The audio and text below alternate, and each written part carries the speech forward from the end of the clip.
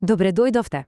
Ајде да зборуваме за нешто што го користиме буквално секој ден, но можеби ретко застануваме да се запрашаме како воопшто настанало. Секако, зборувам за интернетот. Денес ќе го истражиме токму тоа. Неверојатното патување од една обична, но моćна идеја, па се до глобална мрежа што го дефинира нашиот модерен свет. Па да почнеме. И знаете, важно е веднаш да се каже. Ова не е само сува приказна за кабли и компјутери. Воопшто не. Ова е пред се приказна за човечката генијалност, за визијата и можеби најважно од се, за таа длабока, врудена желба што ја имаме сите, да се поврземе едни со други и да го споделиме тоа што го знаеме. Токму таа желба е моторот на целава револуција. Значи, каде почнува сето ова? Па можеби ќе ве изненади, ама првото поглавје од приказнава не се случува во некоја лабораторија полна со жици. Не, почнува во умот на еден визионер со една неверојатно моќна и за тоа време радикална идеја. Идејата дека знаењето не треба да биде затворено, туку треба да тече слободно. За да го сватиме ова, ајде на кратко да се вратиме назад во времето. Замислете ги 50-тите години. Компјутерите не се нешто што го носите во џеб. Тие се гиганти, огромни машини што зафаќаат цели соби. Секој од нив е моќен на свој начин, ама е и потполно изолиран, како еден остров на знаење. И токму тука лежал најголемиот предизвик. Како да се поврзат сите тие острови? Како да ги натераме да разговарат еден со друг? И тука доаѓаме до нешто навистина фасцинантно. Идејата, или, ајде да речеме, филозофското семе на интернетот всушност потекнува од еден концепт наречен Memex. Замислете, ова е идеја за систем што би требало да работи исто како нашиот мозок. Знаете како мислите ни скокат од една тема на друга, асоцијативно? Па токму тоа сакал да го постигне. Систем каде што информациите се поврзани нелинеарно со врски, што е, кога ќе размислиме, директен предок на хиперлинкот што го кликаме секој ден. Добро. Од идеја, сега е време да преминеме на акција. Да видиме како оваа абстрактна визија, полека, но сигурно, почнала да добива физичка форма со раѓањето на првите вистински компјутерски мрежи. И тука гледаме неколку клучни моменти. Во 1969 во САД се појавува ARPANET. Интересно е што нејзиниот главен двигател биле потребите на студената војна. Им требала мрежа без централна точка, мрежа што може да издржи дури нуклеарен напад. Потоа, во 78 СССР ја лансира својата верзија Академсет, а во 84-та се појавува и НСФНет за поврзување на американските универзитети. Овие мрежи не биле само некои технички експерименти, никако. Тие биле буквално темелите врз кои е изградено се што имаме денес. Супер! Значи, сега имаме неколку различни мрежи. Но, тоа отворило еден сосема нов, огромен проблем. Едно е да имаш мрежа во Америка, друго во Советскиот сојуз, ама како да ги натераш тие две сосема различни системи да зборуваат ист јазик? Тоа бил следниот голем предизвик. И ова е навистина клучното прашање. Замислете, како може мрежа изградена со една технологија, да речеме во САД, да размени податоци со некоја сосема поинаква мрежа во Европа? Било јасно дека решението мора да биде генијално, нешто универзално. И решението било токму тоа, брилијантно во својата едноставност. Концептот на протоколи.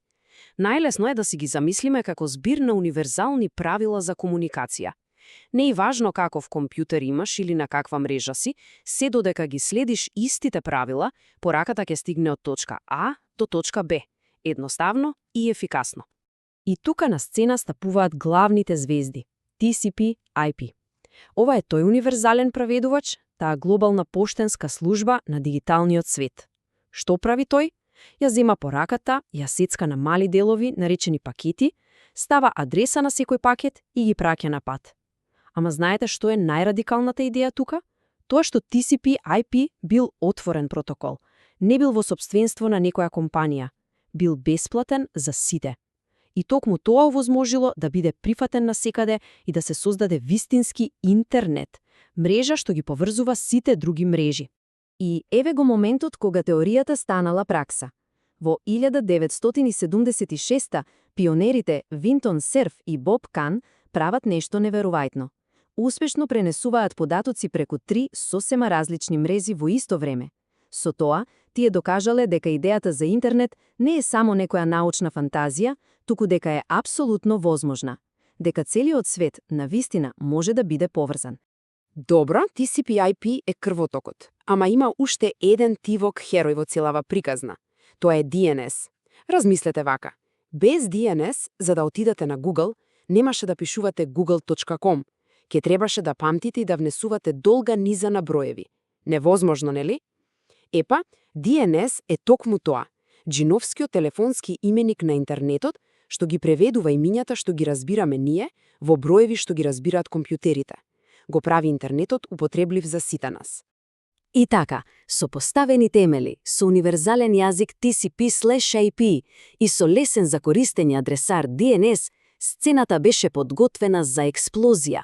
Интернетот бил спремен да излезе од лабораториите и војните бази и да влезе директно во нашите дневни соби. А докаде не доведе сето тоа? Па погледнете само оваа бројка. Над 5 милиарди. Толку корисници има денес. Зборуваме за повеќе од половина од целото човештво. Сите поврзани на една иста единствена мрежа. Бројката е толку голема, што е тешко и да се свати нејзиниот размер и влијание. И оваа слика совршено го илустрира тоа патување. Од само неколку компјутери во неколку лаборатории до глобална мрежа што ги поврзува сите тие милиарди луѓе. Буквално, интернетот стана нешто како централен нервен систем на модерната цивилизација. Добро, ја видовме историјата. Ама што е со сегашноста и иднината? Сега, ајде да го свртиме погледот нанапред, бидејќи интернетот одамна не е само алатка за праќање мејлови. Тој е темелот врз кој е изграден целиот наш дигитален свет. И ова е многу важно да се свати. Сите оние модерни технологии за кои слушаме постојано, cloud computing, big data, вештачка интелигенција, ниту една од нив не би била возможна без интернетот. Клаудот е во суштина пристап до туги компјутери преку мрежа. Вештачката интелигенција се храни со огромни количини на податоци што ги собира преку таа иста мрежа. Интернетот е инфраструктурата, автопатот по кој се движи целата дигитална економија. Секако, приказната воопшто не завршува овде. Еволуцијата продолжува. Сега зборуваме за 5G, за интернет на нештата или IoT, каде што се од фрижидерот до автомобилот ќе биде поврзано. Зборуваме и за Web 3, за идејата за нов, децентрализиран интернет.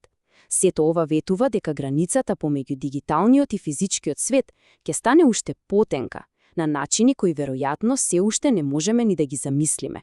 И со тоа, кругот се затвора и се враќаме на почетокот, но со прашање за иднината. Почнавме со една скромна, но гениална визија за споделување знаење. Таа визија прерасна во платформа што го поврза целиот свет. И сега, големото прашање е што е следно? Што ќе изгради човештвото врз оваа навистина неверојатна основа што самото ја создаде?